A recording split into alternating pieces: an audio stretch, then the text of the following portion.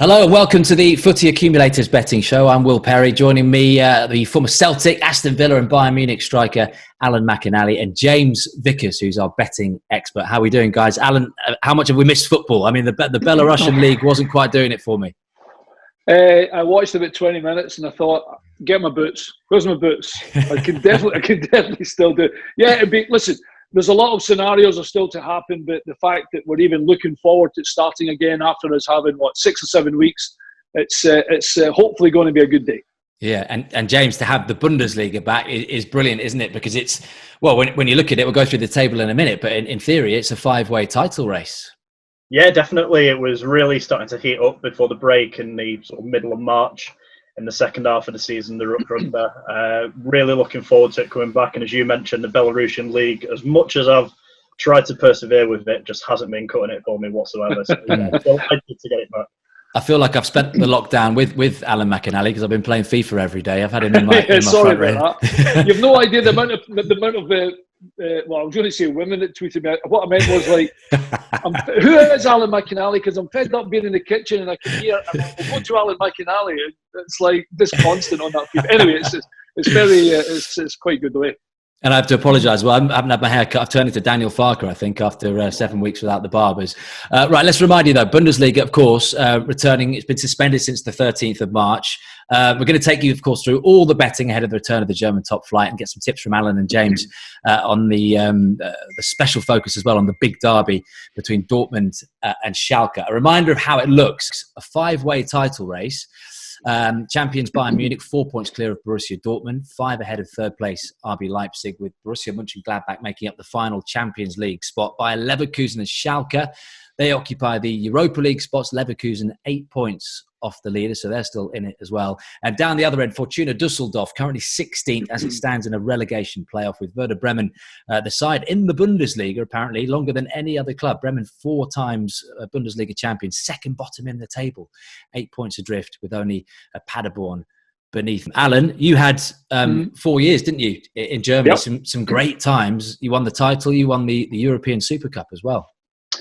Yeah, they were really good. Funnily enough, there's a few pictures been going round with myself and Mihailovic and Augenthaler and Hans Flugler back in 80. It might be 89, 90, and 1991, where obviously you get it's called the Schal, and they're really great to look back on.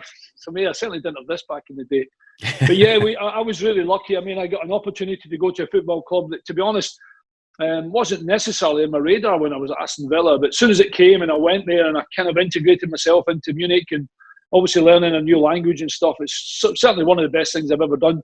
And having the opportunity to play with a couple of players I just mentioned, World Cup winners, etc., etc., it was, pretty good football experience, no question about that. Yeah, you won the title in 1990, didn't you? But you also played with Hans-Dieter Flick, the current Bayern coach.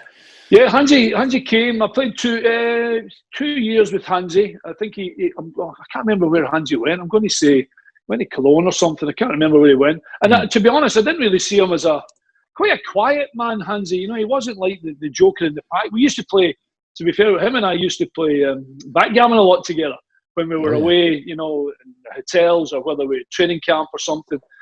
We used to be finishing our dinner really quickly just so we could get back and have a gamble at each other and play backgammon. But he's a top guy. I'm delighted he's been given the opportunity because he's got I think it's a 2 or 3 year contract he's been given after taking over from Kovac. So he deserves it because he's done his apprenticeship.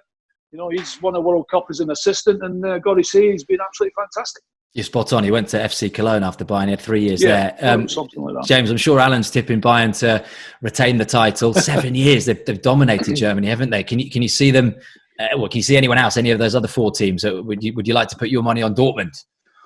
I'd love to put my money on Dortmund. Being someone who does follow Dortmund quite a bit, as well as Preston, who supporting the Championship. I just can't look past Bayern Munich though this season. When Kovac left and Flick came in, I thought it was a bit of a weird time to change their manager. But as Alan said, Flick's done a fantastic job since he's come in. Really transformed the likes of Thomas Muller, who's now playing some of his best football of his career in the latter stages of it. Alphonso Davies at left back as well has been one of the breakout performers of the season. So, yeah, if I was to put any money on them, as someone who does follow Dortmund, bit gutting, but I just can't see past Bayern Munich at this stage of the season, really.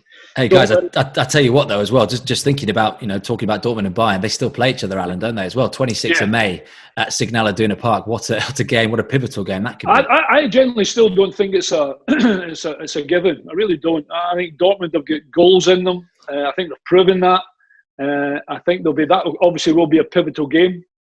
I know Leipzig are just a little bit behind, but you've still got to give them a squeak. And like you said, it's a five-way go. I think what Hansi's done when he came into Bayern was, and you mentioned Alphonso Davies, defensively he's very good.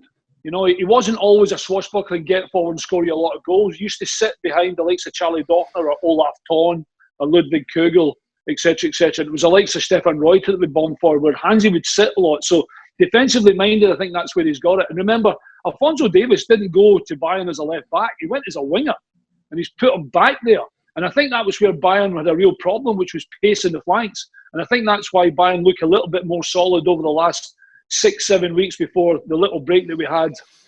And as long as everybody's, I'm going to say fit, they should be fit now after 7 weeks break. But I think that's been the biggest thing about Bayern, and probably the biggest positivity at the moment is they look a little bit more defensively. But certainly that game that you said against Dortmund is going to be an absolute cracker. On that subject, Alan, from a player's point of view, you say everyone should be fit, but in terms of training, and they've only been training, haven't they, since mid-April? So they've had essentially, 3.5-4 weeks before a match day. Is that enough? Is that a risk? And also, how strange is it going to be playing behind closed doors? Something you've done when you're at Celtic. Yeah, we lost a huge game at Parkhead against Atletico Madrid. Having already drawn 1-1 in Spain, played against home. You can imagine Parkhead, Celtic Park, 70,000 people there, nobody in the stadium. I'm going to say there was something like 150 people, which consisted of, I think, 2 friends and family, press, and TV, and that was it. We got beat 2-0, and it's still to this day the weirdest situation I've ever had in my life. Because anytime I'm again fortunate, every time I ran out in a home game, I was always confronted by a huge crowd and big noise and everybody up for it. It was just really strange, genuinely strange. So don't be surprised if someone could go to Munich and turn them over, or Dortmund, or Leipzig for that matter, or Leverkusen, etc., etc. There will be strange results of that. I am absolutely certain, having already experienced a very strange situation. All right, before we go on and talk odds, we're all going to pick a team for the remaining 9-10 games. I think Frankfurt and Bremen have got 10, haven't they? Everyone else has got 9 games left of this Bundesliga season. So I think, James, you've already nailed your allegiance to the flag, haven't you, in terms of mentioning Dortmund. But Alan, am I guessing you're going Bayern Munich?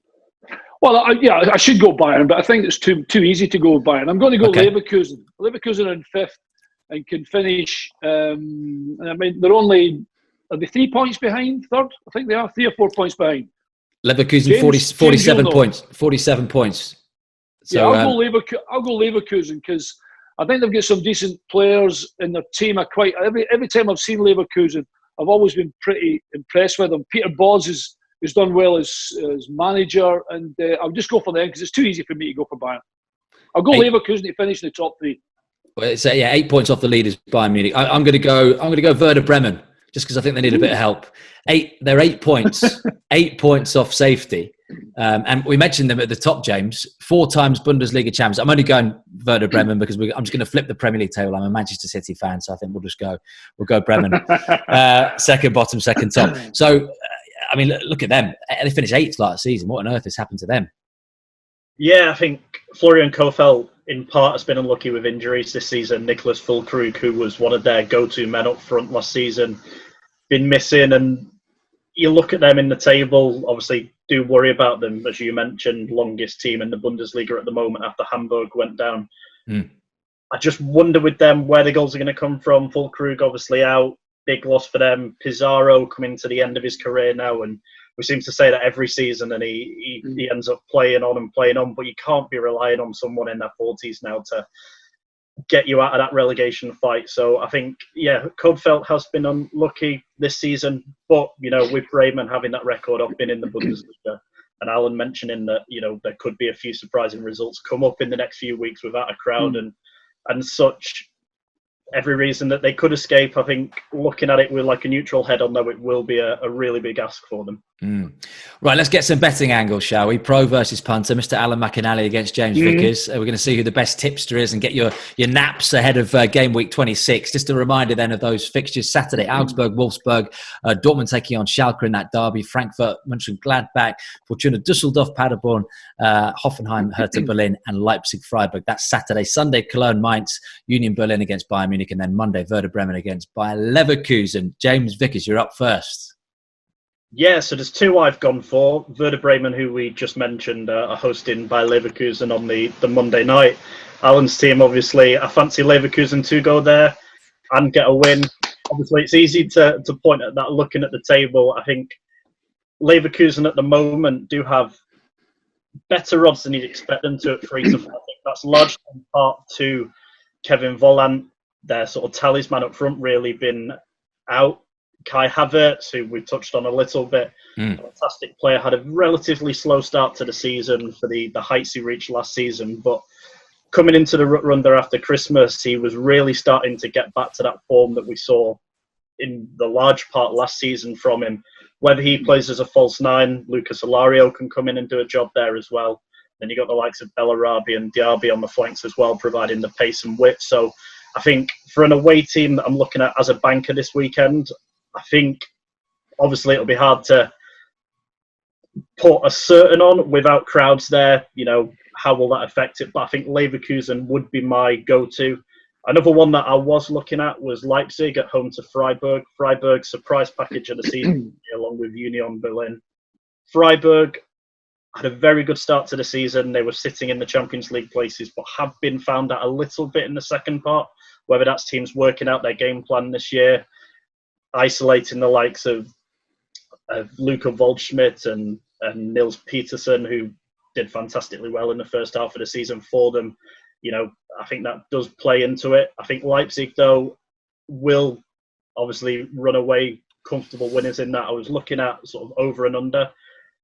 That game over the last few years, whenever they've played each other, has produced goals. So if I was to go for an over or under bet on that game, I'd go with Leipzig to win and over 2.5 goals.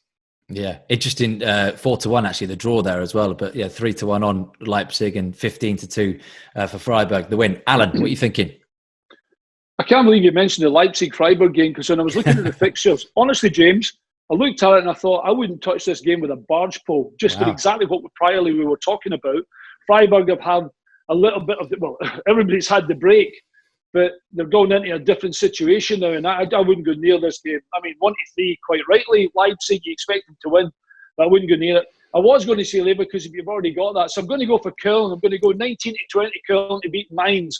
Mainz have simply got the worst, not the worst record, but a terrible goal. So they get -19, -20 goal difference. They really are poor.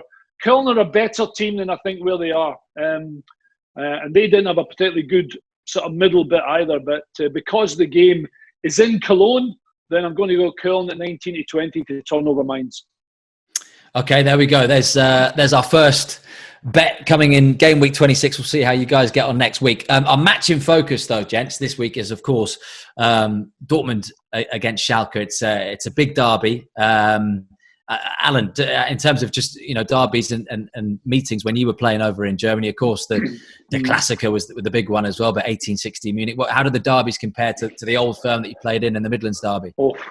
Well, let's just throw the hat right in and say there's nothing really touches Rangers and Celtic, to be quite honest with you. It is that, I suppose, unless you went to Argentina and did a Boca Juniors, I suppose something like that would be just as big. But there was a certain north-south divide when I was in Munich. Our big game, funnily enough, was one of the games against Werder Bremen in Hamburg. Werder Bremen were a massive team, and always up the top end.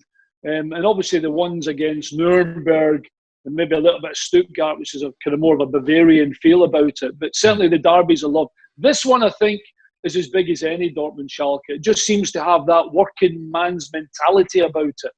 The crowd's going to be fantastic. The old Schalke stadium, which you guys won't remember, was unbelievable. It was brilliant. It was absolutely fantastic.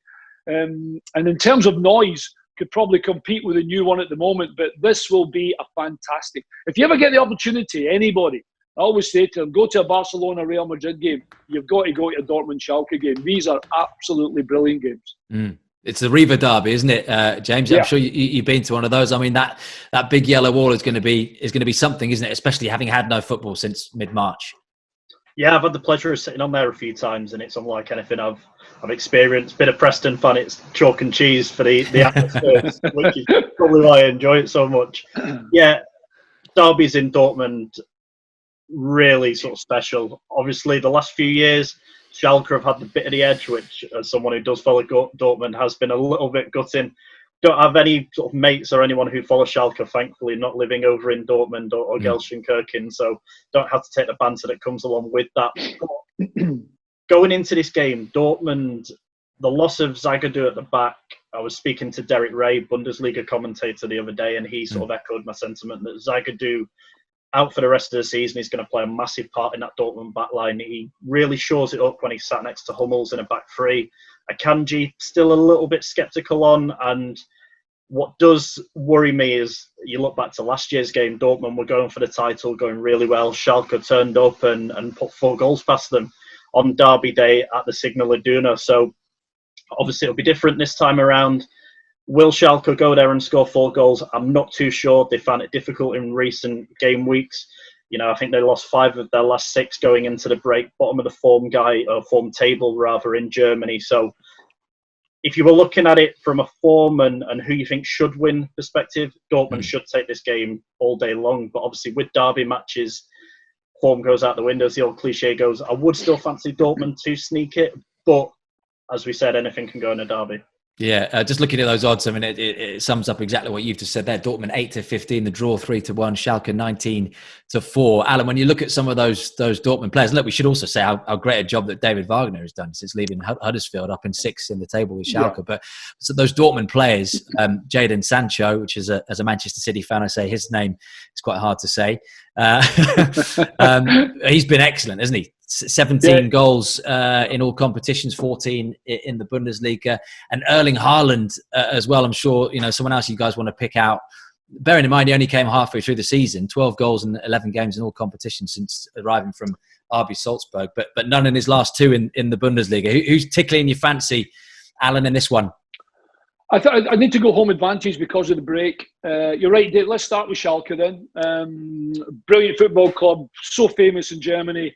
Again, they have that working men mentality where there's a real kind of warrior thing about their fans. They get right behind the team. And David Wagner's done a brilliant job, by the way. It's not an easy team to go and manage, actually. And I think that's been proven in the last few years when they've kind of hit the crossbar, not quite getting to where they think they should maybe finish up. They pull a lot of clout as well in the transfer market in Germany.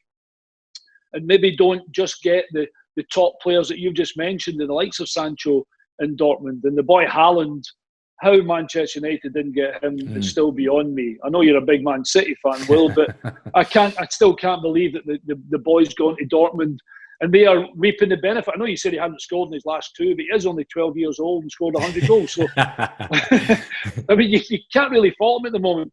Sancho, I mean, I always say to people, when I'm asked the question, well, you went abroad, that was the right decision.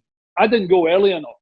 That was the only bad decision I made. But then again, of course, back when I was playing then, I think there was Chris Waddle went to Marseille and I went to Bayern. There's only 2 people went abroad in 87, 88.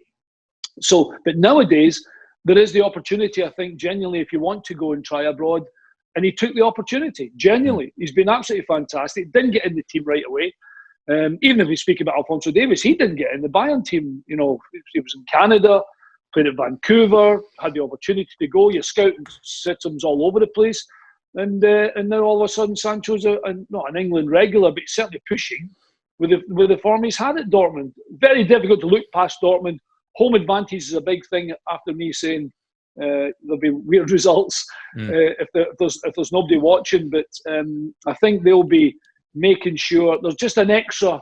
You have to remember with Dortmund something. There's an extra carrot with Dortmund that they're chasing Bayern Munich, and they'll know that with Bayern going to Union Berlin on the Sunday, I think they play on the Sunday. They'll know they'll have to win to reduce the gap and make sure it's only 1 point before the start. We mentioned Haaland and Sancho. Of course, you know, Sancho's only 20 years old. James Haaland, I think, is 19, isn't he? But in terms of scorers in that game, Haaland 13-5, first scorer, 5-6 anytime. Sancho 7-2, 13-10 anytime. Going further down the list, you can get Hazard at 15-2, 13-5. Götze 15-2, 13-5 as well. It's not often, James, we talk about Pep Guardiola making mistakes, is it? I mean, letting him leave the Etihad might be one of them. Yeah, definitely. As Alan mentioned, Sancho in the last few years has really been that player who's kind of opened the floodgates really for young English players being given a chance abroad and actually taking that step to move abroad. In my lifetime, there was only really Owen Hargreaves, Michael Owen at Madrid who made that transition. I always thought it was weird English players sticking to England and not moving abroad. So Sancho, to his credit, went there. He could have been happy to, you know, sit on the bench in the reserves at City and pick up a paycheck. But credit to him, he's gone out, he's wanted to play, and look, he's reaping the reward. James, how long has he been at Dortmund? 3 years? Dortmund, 3 years, I believe. Yeah, 3. So it just shows you, it's not as if it's an overnight sensation. He's had to go there, integrate himself a little bit, probably learn a little bit of language, or most of it. He's only a young man after all. He'd be more like a sponge than I was when I went when I was 26, 27. But he's really been, I think because of that, and I think they see his attitude, because a big thing in Germany is, remember, there's no situation when you play with a big team, and I say this from obviously being fortunate enough to do this. You can't go to training and just say, I'll just train, I'll be 70% will be enough today. It's not like that. You know, if you do that, you sit in the stand on a Saturday. You know, it's your performance Monday to Friday has to be high. If you get the opportunity at the weekend and you play in the game, it's got to be even higher. And I think the boy has been actually underestimated in terms of what he's actually achieved at Dortmund, only 20 years old. Definitely, yeah. I think Dortmund as well, over the last few years, the likes of Ousmane Dembele and Pierre-Emerick Aubameyang have been players who have come with that reputation, have been a little bit lazy, not really trying in training. And I think part of that is the reason why Dortmund fans have gravitated towards Sancho. He came in relatively unknown in Germany, quite unknown in England as well, only been at City. He's got his head down, he's worked, he's made an effort to learn the language, and you know, look where that's taken him now. I think every club in Europe and the world would be looking to sign him, given the opportunity. I think it's arguably, Alan, the best 8 million quid ever spent, isn't it? You could say that for certain, because he's going to cost a lot more than 8 million now. Yeah. I've just had a brain freeze. Who did Bayern get from Arsenal that scored the 4 goals against Spurs? Serge Gnabry. Serge Gnabry. He's another perfect example. Yeah. You know, when things are maybe just not going. Thanks for that, Will. When things are not going just as fabulous for you, you get the opportunity, and you know, he could have gone somewhere else less daunting. Had the opportunity to go to Bayern. You sit back, you take stock, you see what the good players are doing, get yourself in that position, and all of a sudden his career starts to go again. So I'm not saying, well, look at Germany, it's fantastic. I've played there, so they're all great. Yeah. There are some poorer teams there, but you have an opportunity. If you go there with the right decision, the right attitude, then you will have the opportunity for sure they will. But there's certainly been, you know, you're right, £8 million. What's it cost, James? I'll go for minimum 55. Now? Oh, I reckon double it, no? Yeah, I'd double it. I think. I suppose because he's only 20, yeah. Yeah. I mean, there's talk, James, isn't there, you know, already of, I mean, Chelsea were interested, Manchester United, but the figure banding around is, I mean, it starts at 100, the bidding war. Wow. Yeah, it's become sort of what Dortmund are synonymous with in recent years, you know, taking a young player, the likes of Pulisic, Dembele, who I mentioned earlier, Sancho now, develop them, and unfortunately for Dortmund fans, move them on.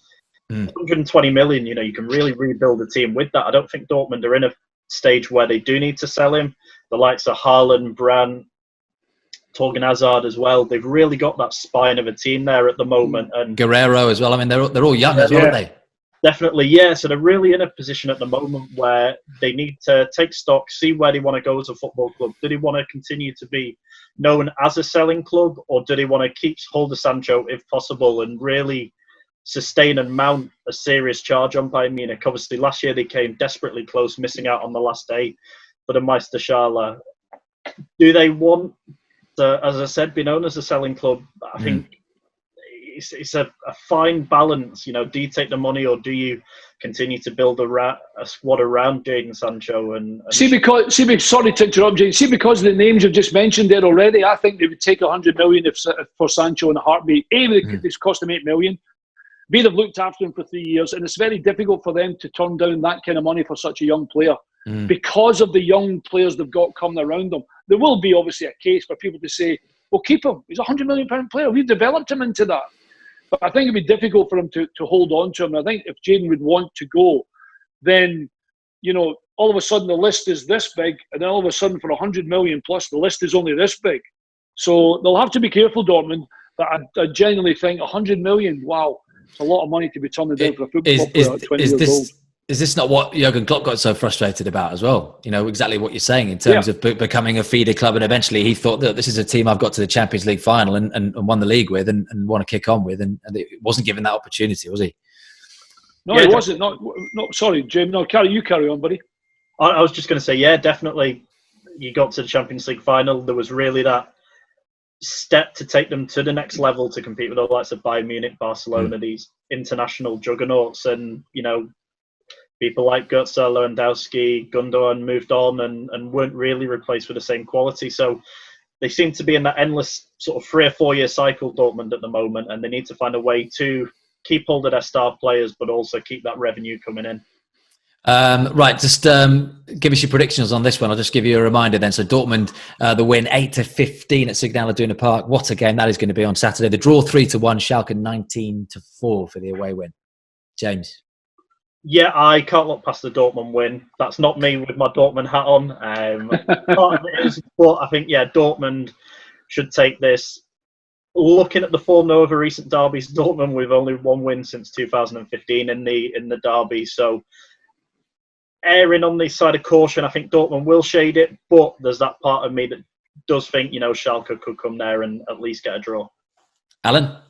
If he took his top off, Will, it would say Jadon Sancho on the back, by the way.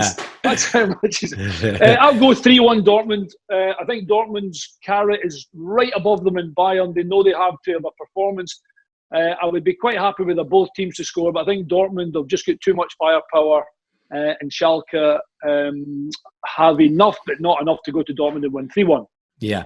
Don't forget, if you're looking for additional stats and trends ahead of the Bundesliga returning this weekend, make sure you download the Footy Accumulators Betting Hub app and give the Smart Acca function a try. That moves us on to our Smart Acca, or perhaps not so Smart Acca. Look, we're going to share this one. We're going to do one each, and then we'll agree, hopefully, on a fourth. If I was going to go on my own, I would have said wins for Dortmund, Leipzig past Freiburg, Bayer Leverkusen, and... What was I going to say? I've already gone for Köln to meet Mainz. James went for Leverkusen. Yeah. We need one from you that you definitely think. Okay, well, I'll take Dortmund in the derby at home against Schalke. Derby, I quite like that. And now we have to decide on one more. And don't say Leipzig, because I can't have it. You're not having that one. James, if you two both overrule me, we'll throw it in. Köln, Würzburg, Dortmund, and... James, you throw your 2 pennies worth in. What about Frankfurt at home, James? Yeah, I was sort of in preparation for the show. I was looking at the Frankfurt game. Frankfurt do have that knack this season and last season of taking points off the big sides. They've taken 10 points from a possible 12 against the current top 4 this season. So really, to compare them to like a Premiership team, they're almost like how Everton used to be, where teams would go to Goodison and really struggle. Yeah. Frankfurt at the moment, though, still lacking that real cutting edge up front that they had last year, where they lost the likes of Jovic and Sebastian Haller. If I was to go for a fourth... what about Hoffenheim? What have they been like? Hoffenheim have been okay. A little bit hit and miss. Hertha Berlin. Hertha have been really good away from home, but not so good at home. Hoffenheim have been bad at home and better away. So with that one, I was going to go for the draw. Obviously, if I'm putting an acca on, I tend to steer clear of draws. Yeah, 5-2 the draw, 21-20 for a Hoffenheim win at home. Yeah, the other one that I was looking at potentially going for would be Wolfsburg away at Augsburg. Wolfsburg been very good. The only question mark with that is Wout Weghorst. Wolfsburg's talisman is suspended for this game, so whether Daniel Ginczek can come in and carry on that scoring sort of knack that Weghorst has had this season. There's quite a few tough ones to call this week. If I was to pick a fourth myself, just to round off the accumulator, I'd probably err towards Bayern Munich going to Union and winning. Bayern Munich always a safe bet, and it does sort of pad out your odds a little bit. Hard to call though. Right, I'm gonna bow to your two superiority. So I'm going Dortmund. We've got a Cologne from Alan, and you've got a Bayern Munich. So we need a fourth. No, we'll get Leverkusen as well. So we're done, aren't we? Leverkusen. So we're going to go Bayern then. See if you put the kibosh in my old team, James. I'll never forgive you. 2-9 Bayern for that win on Sunday. Yeah, Bayern. They'll definitely win Bayern. Yeah. So that would really, I mean, what would that be, James? That an acca like that would be about 4-1, wouldn't it? Yeah, I think so. Looking at sort of two that I had on out of those four was bringing it in at 2.68. So yeah, I think 4 would be sort of a reasonable sort of estimate to expect for that without sort of putting it on and building it in front of me at the moment. Lovely. Well, look, great to talk to you two. What's the plan then? Feet up, Bundesliga on all weekend? Yeah, gives me a nice break from the Belarusian league. I've been following FA I've got a soccer. Yeah, I think I've got a soccer Saturday between 3 and 5 with Jeff and the boys, and then literally feet up and nice. Just enjoy the football being back, hopefully. In between a few rounds of golf. Well, yeah, the golf's, they're saying it's going to be starting, so with a bit of luck, I'm up in Cheshire. The weather's not too drastic up here. The only good thing is I can put the bike back in the garage. Phew, anybody want to buy a bike? Get the golf clubs back out. Mate, you're looking good. You look like you spent more time outside on that sunbed than me and James anyway. Look, great to speak to you two. Make sure you download the Footy Accumulators betting hub app and give the Smart Acca function a try. We've got our Acca. We'll be back next time to see if that one came off. And of course, you've got to be 18 plus to gamble. Please gamble responsibly. See you again soon. Bye.